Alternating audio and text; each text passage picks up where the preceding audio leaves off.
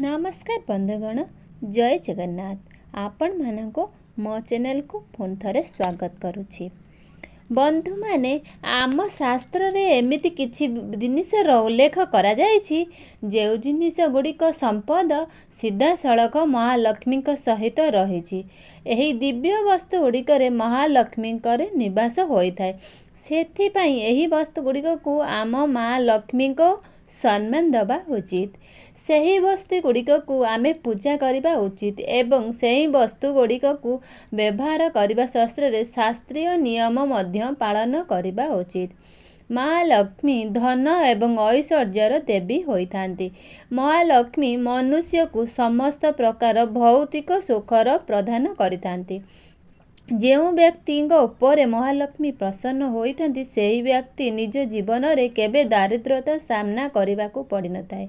मात्र जो व्यक्ति उपर महालक्ष्मी रुष्ट होइथांती सेही व्यक्ति को केही बचाई भी पारती नहीं। सेही व्यक्ति को दुर्गति एवं दारिद्रतार सामना करने को पड़ थाए।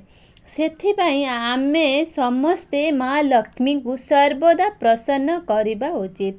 महालक्ष्मी सहित संपद वस्तु गुड़िक को आमे घरे रखा उचित एवं सही वस्तु गुड़िक को यथा विधि सम्मान दे पूजा अर्चना करने उचित, जहाँ फल महालक्ष्मी आम गृह बास स्थायी बास हो पार।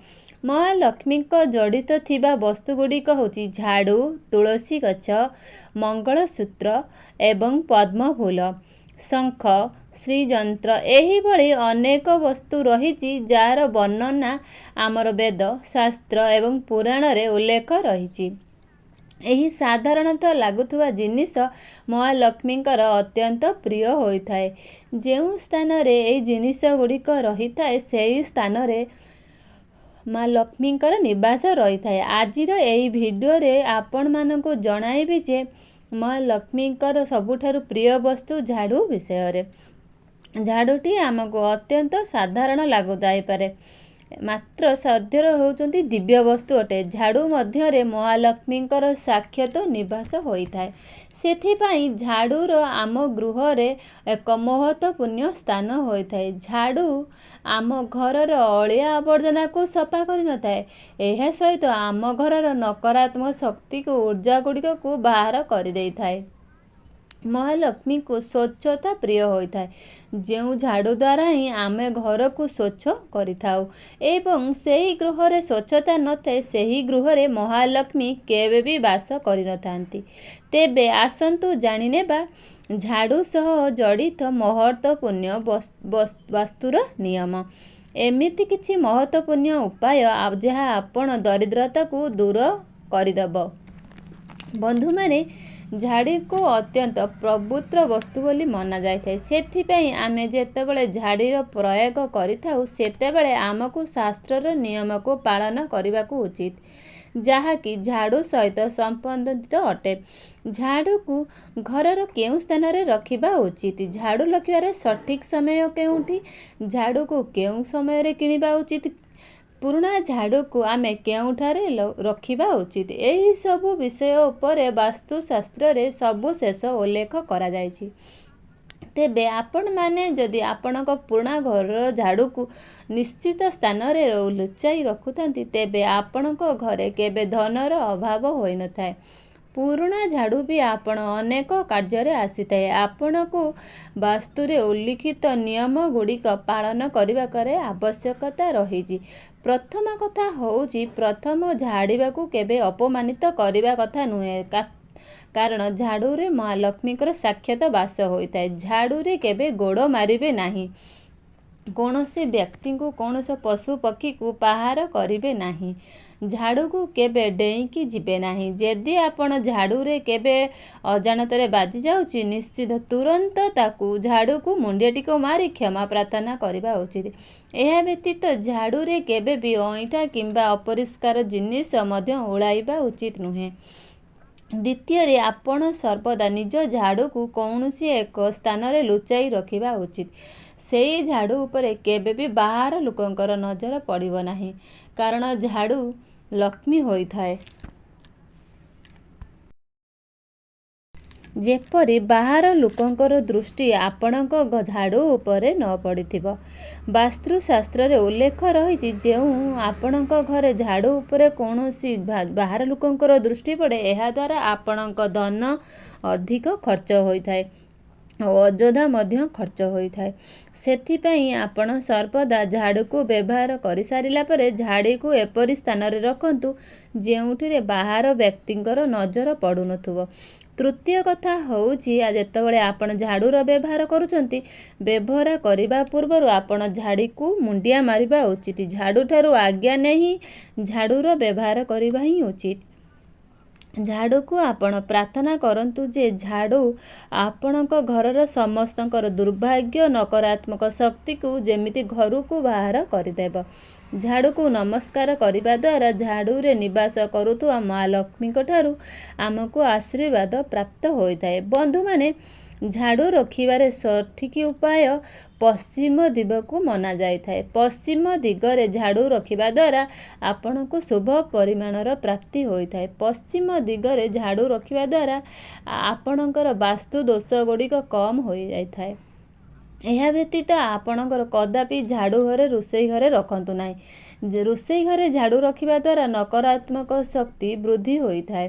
ଏହା ବ୍ୟତୀତ ଆପଣ ଝାଡ଼ୁକୁ କେବେ ଠିଆ କରି ରଖିବା ଉଚିତ ନୁହେଁ। ଶାସ୍ତ୍ର ଅନୁସାରେ ଠିଆ ହୋଇଥିବା ଝାଡ଼ୁ, ଠିଆ ହୋଇଥିବା ମୂର୍ତ୍ତି ଲକ୍ଷ୍ମୀ କେବେ ବି ରଖନ୍ତୁ ନାହିଁ। ସେଥିପାଇଁ ଝାଡ଼ୁକୁ ସର୍ବଦା ଶୁଆଇକି ରଖିବା ଉଚିତ। ବାସ୍ତୁଶାସ୍ତ୍ର ଅନୁସାରେ ଘରେ କେବେ ଭାଙ୍ଗି ଯାଇଥିବା କିମ୍ବା ଖରାପ ହୋଇଯାଇଥିବା ଝାଡ଼ୁର ପ୍ରୟୋଗ କରିବା ଉଚିତ ନୁହେଁ। ଏହାଦ୍ୱାରା ଆପଣଙ୍କ ଗୃହରେ ନକାରାତ୍ମକ ଶକ୍ତି ବଢ଼ିଯାଇଥାଏ।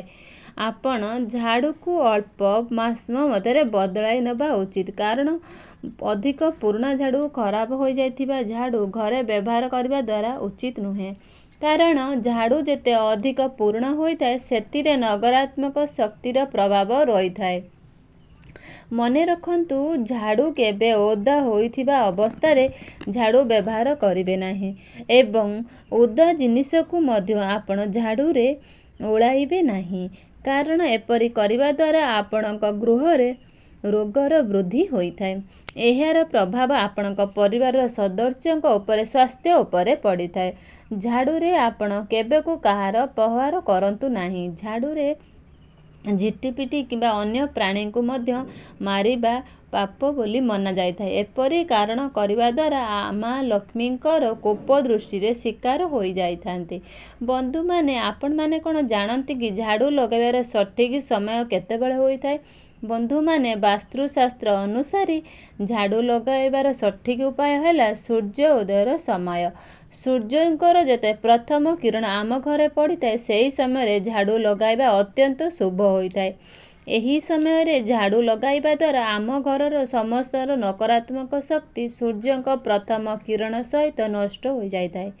ମାତ୍ର ବାସ୍ତୁଶାସ୍ତ୍ର ଅନୁସାରେ ଆପଣ କେବେ ବି ସୂର୍ଯ୍ୟାସ୍ତ ସମୟରେ, ସନ୍ଧ୍ୟା ପରେ, ରାତ୍ରି ସମୟରେ କେବେ ଝାଡ଼ୁ ମାରନ୍ତୁ କିମ୍ବା ପୋଛା ଲଗାଇବା ଉଚିତ ନୁହେଁ। ଏହାଦ୍ୱାରା ଆପଣଙ୍କ ଗୃହର ନକାରାତ୍ମକ ଉର୍ଜାର ବୃଦ୍ଧି ହୋଇଥାଏ। ଶୁଭ କାର୍ଯ୍ୟରେ ମଧ୍ୟ ବାଧାବିଘ୍ନ ଆସିଥାଏ।